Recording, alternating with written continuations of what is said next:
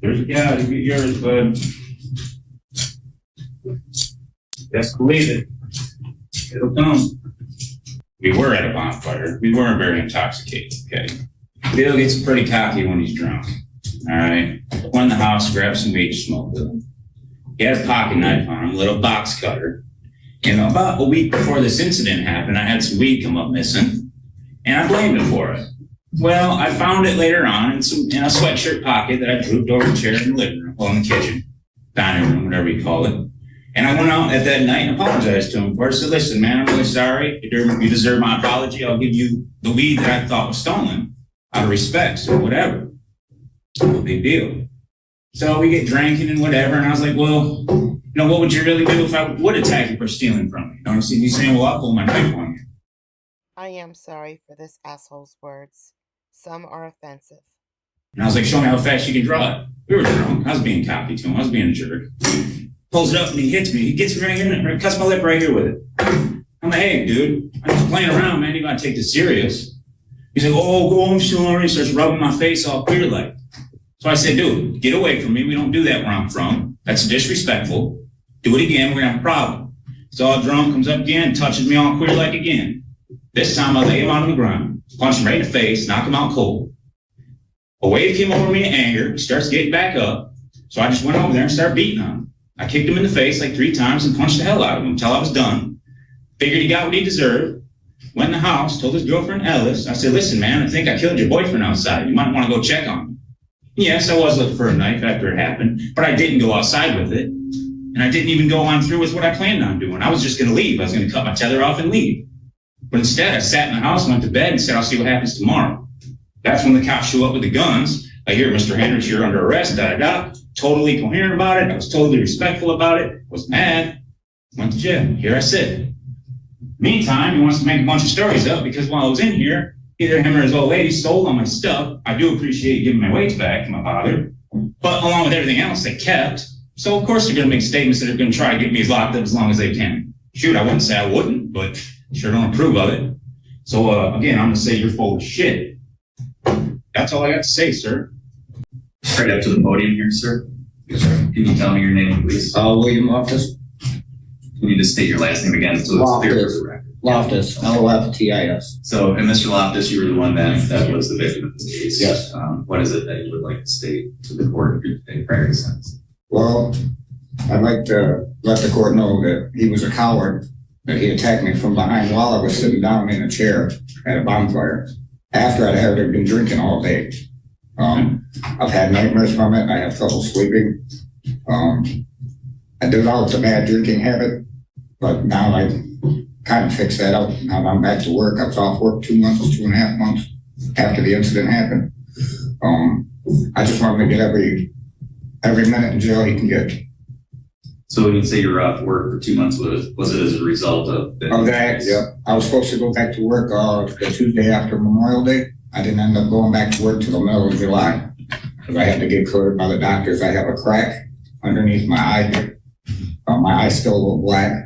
I have a crack across the bridge of my nose. Like I said, I've had trouble sleeping. I have nightmares. I can sleep like maybe 2-3 hours at a time.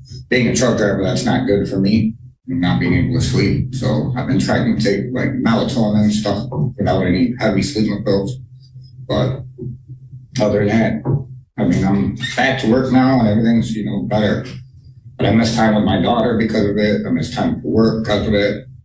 And I make substantial amounts of money. So when I say I miss work for 2 months, you're looking at almost $20,000 that I can make in that amount of time. So. Okay. Thank you. Anything else that you wanted to say? No.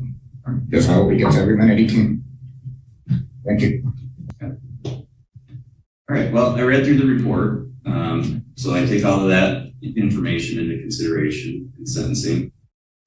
As you know, as part of the plea agreement, the sentence was already kind of set. The only question is, what are the guidelines going to be? There's a lot of information in that report about you, your circumstances, your background and history. So I take all that into consideration along with what you've had to say here today.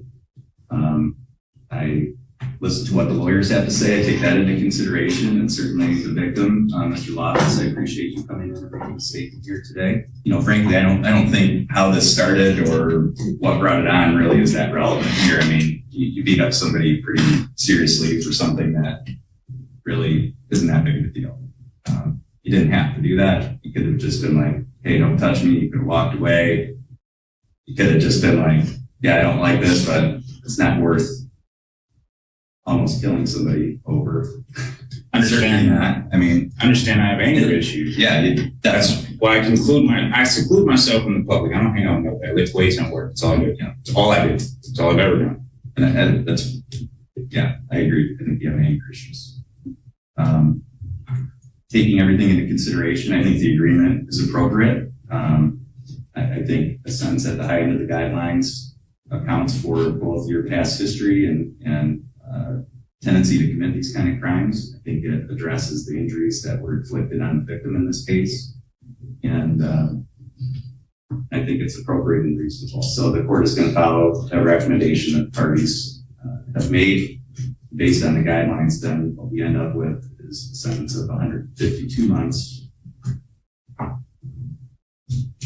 Because this is a life offense, the court is required to set an upward limit. So the court is going to set the sentence at 152 months to 40 years.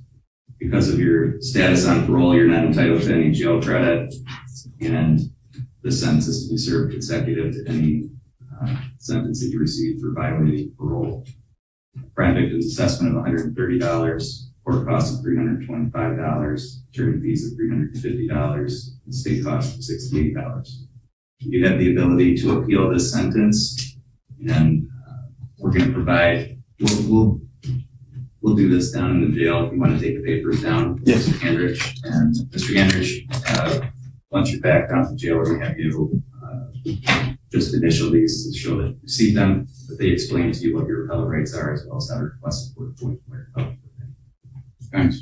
Mr. Roll, anything further for the record here today? No, Your Honor, thank you. Mr. Trush? No, Your Honor, thank you.